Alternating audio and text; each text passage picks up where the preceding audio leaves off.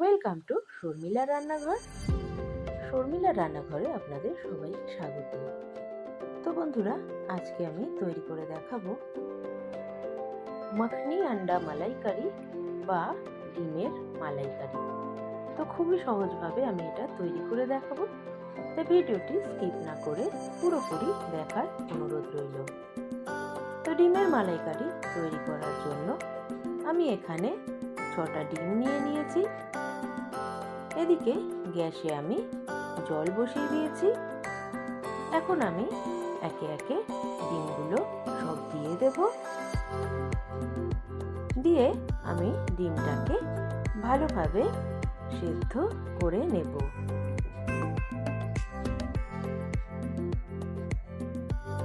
তো বন্ধুরা, আমার ডিম সেদ্ধ হয়ে গেছে।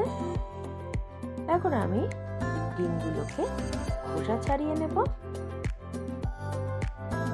তো দেখুন, আমি সমস্ত ডিমের খোসা ছাড়িয়ে নিয়েছি।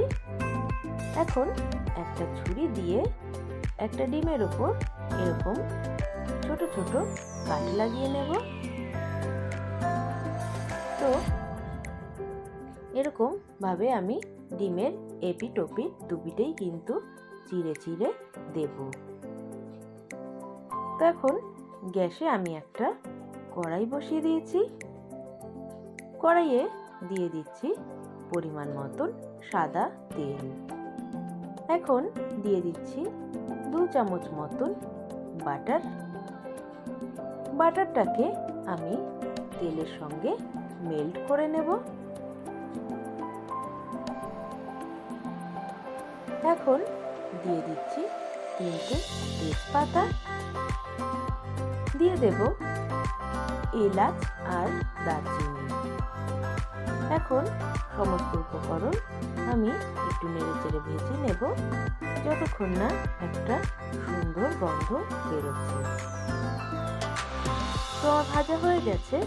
এখন 2টো বড় সাইজের পেঁয়াজ আমি খুব ছোট ছোট ভাবে কেটে নিয়েছি। তো পেঁয়াজটা আমি অ্যাড করে দিলাম।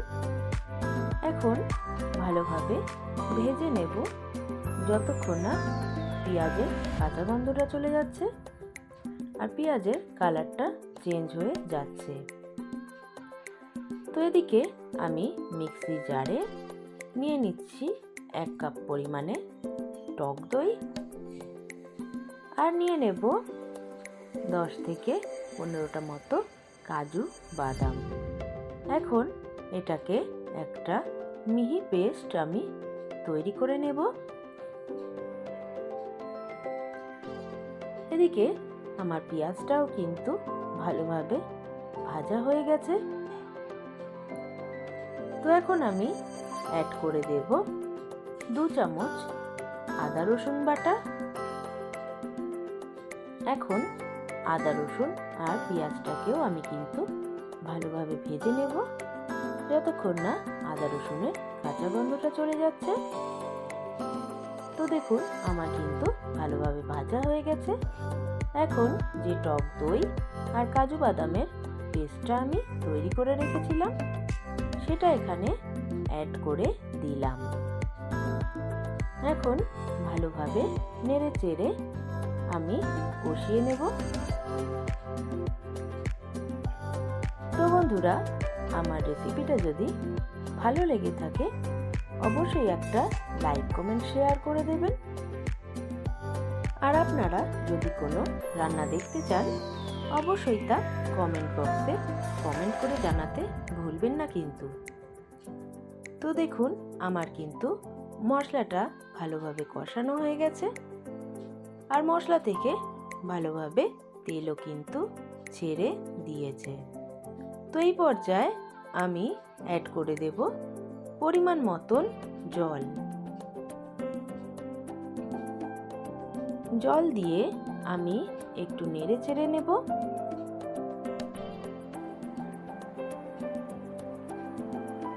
নেড়ে চেড়ে আমি ফুটতে দেব। আর এদিকে আমি আরেকটা প্যান নিয়ে নিয়েছি। প্যানে আমি একটা ভাজা মশলা তৈরি করে নেব। তো এখানে আমি নিয়ে নিলাম 1 চামচ ধনে, 1 চামচ জিরে, নিয়ে নিলাম 3টে শুকনো লঙ্কা, 6টা মতন এলাচ, আর নিয়ে নিচ্ছি লবঙ্গ 4 থেকে 5টা। এখন এটাকে আমি শুকনো খোলায় ভালোভাবে নেড়ে চেড়ে ভেজে নেব।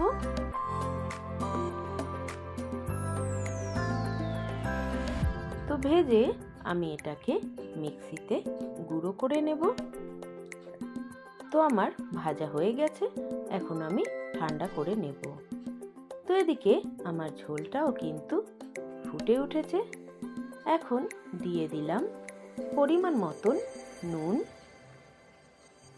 আর যে ডিমগুলো আমি রেখেছিলাম সেদ্ধ ডিম, সেটাও কিন্তু এখানে অ্যাড করে দিলাম।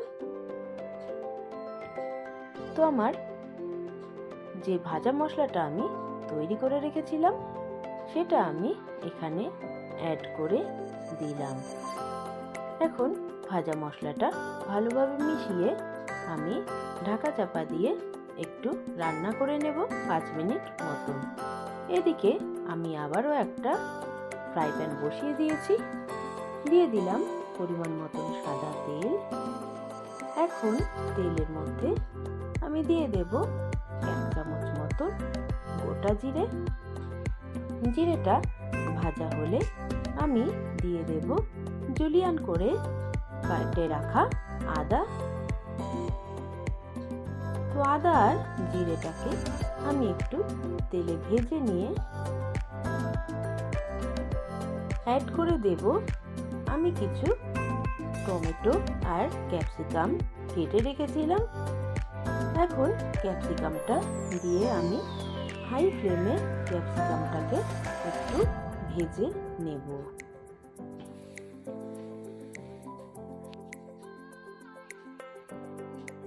তো বন্ধুরা, আমার ক্যাপসিকামটা ভাজা হয়ে গেছে।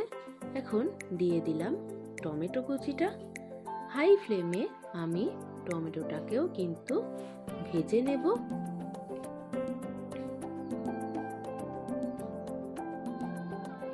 তো বন্ধুরা, এরকম নিত্য নতুন রেসিপি পেতে অবশ্যই শর্মিলার রান্নাঘর চ্যানেলটিকে সাবস্ক্রাইব করে দেবেন। তো দেখুন আমার ভাজা হয়ে গেছে। এখন যে ডিমের ঝোলটা ফুটছিল সেটার মধ্যে আমি ভাজা টমেটো আর ক্যাপসিকামটা অ্যাড করে দিলাম। এখন একটু নেড়ে চেড়ে নেব। নেড়ে চেড়ে নিয়ে আমি অ্যাড করে দেব 1/4 কাপ মতো এখানে ফ্রেশ ক্রিম আছে। ফ্রেশ ক্রিমটাকে আমি অ্যাড করে দিলাম।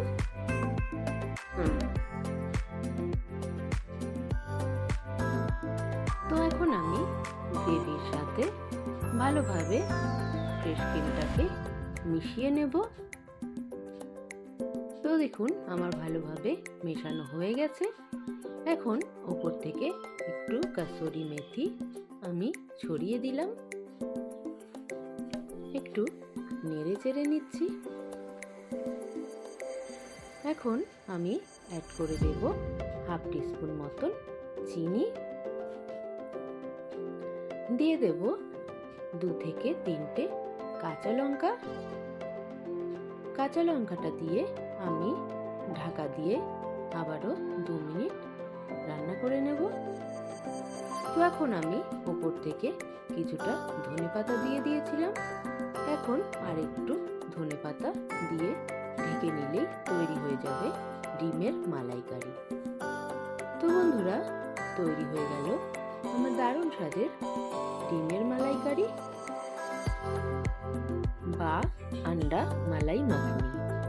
তো আমার রেসিপিটা যদি ভালো লেগে থাকে অবশ্যই একটা লাইক কমেন্ট করে দেবেন। আজ এই পর্যন্তই, দেখা হবে নেক্সট ভিডিওয়ে।